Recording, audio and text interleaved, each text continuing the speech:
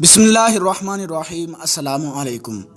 حضرت جابر رضی اللہ تعالیٰ عنہ بیان کرتے ہیں، رسول اللہ صلی اللہ تعالیٰ علیہ وآلہ وسلم نے فرمایا، جن اجنبی عورتوں کے خاوند موجود نہ ہوں تم ان کے پاس نہ جاؤ، کیونکہ شیطان تم میں دوران خون کی طرح گردش کرتا ہے۔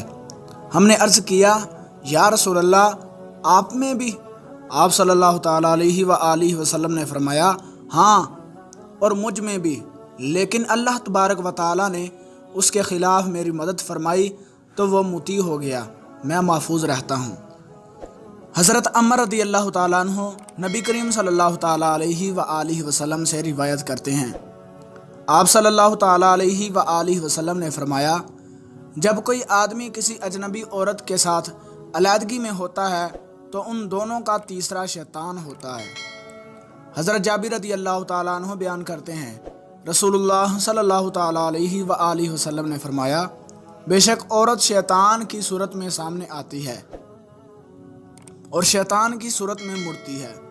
جب کوئی عورت تم میں کسی کو بھلی لگے اور وہ اس کے دل میں گھر کر جائے تو وہ آدمی اپنی بیوی کے پاس آئے اور اسے جمع کرے، کیونکہ یہ چیز اس گناہ کے خیال کو دور کر دے گی جو اس کے دل میں ہے۔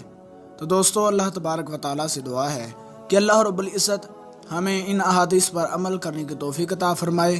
ملتے ہیں کسی اگلی ویڈیو میں، تب تک کے لیے اللہ حافظ۔